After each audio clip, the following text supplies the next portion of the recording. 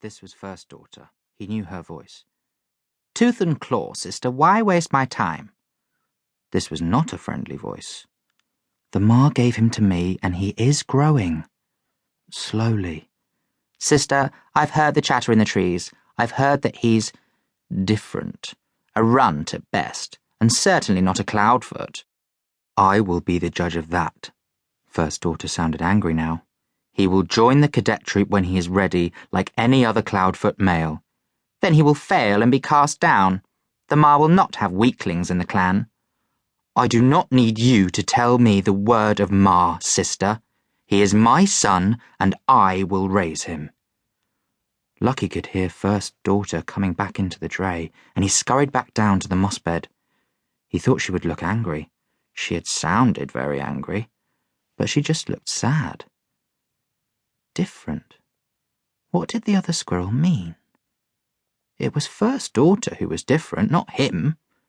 They had been talking about him for sure, but what was this cadet troop he was supposed to join, and who was this Ma? She didn't sound very nice, or motherly. There were so many questions he wanted to ask, but First Daughter just carried on with his grooming, as if nothing had happened. Eventually she considered him clean enough and seemed to come to a decision. "Lucky, we are going out into the avenue, into the Cloudfoot trees." "Today? Now?" His whiskers quivered. "Going outside?" "It's time you learnt about our clan. I have kept you in my dray for too long, but you must promise to stay close and do everything I say. Understand?" Lucky nodded solemnly. He was far too excited to be afraid. There was a world outside the dray nest, and somewhere in that world was his real home. "I'm going to find it," he thought. "My family is out there somewhere." First Daughter squeezed through the gap in the woven twig wall. Lucky followed, small enough to slide easily through. He took a deep breath and dived over the edge of the dray, landing on a thick branch high up in a densely leafed tree. His nostrils instinctively flared, tasting the air. Was this like his home tree? He had a memory of its scent, clean pine carried on sweet air. The air of this tree had a bitter, smoky tang. This did not smell like his home tree. First Daughter started to spiral up the thick tree trunk to the next branches. Lucky set off after her, circling the trunk, but she was really fast and soon disappeared amongst the huge green leaves. Lucky froze in panic. His claws pressed into the rough tree bark. He'd already lost her. "Lucky!" First Daughter hung from the branch above him.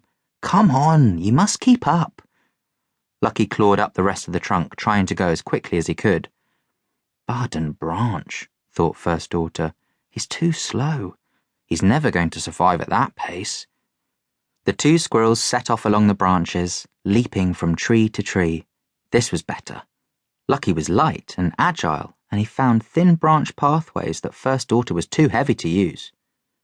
He was keeping up with her quite well now. "I've got to build up his stamina for climbing," she thought. "I'll have to. No slow squirrel survives for long." They were passing a large, beautifully woven dray in a chestnut tree when a female squirrel appeared. She looks just like First Daughter, thought Lucky. Waddling behind her, with a sour look on his face, was a young male. Lucky was stunned. He'd expected to find some squirrels that looked like him, but all these Cloudfoots were strange. The young male didn't just have stubby small ears and dirty grey fur. He had a massive stomach too. This squirrel was bigger and fatter than any squirrel ought to be. "Sister, finally out with your son, I see." Lucky recognised the voice and felt First Daughter stiffen. This had to be the other squirrel from outside the dray, the one who'd said he was different.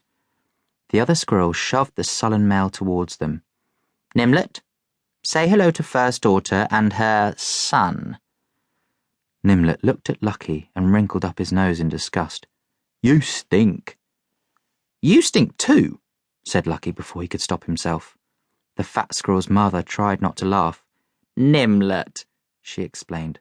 "The poor thing can't help how he smells, or what colour he is."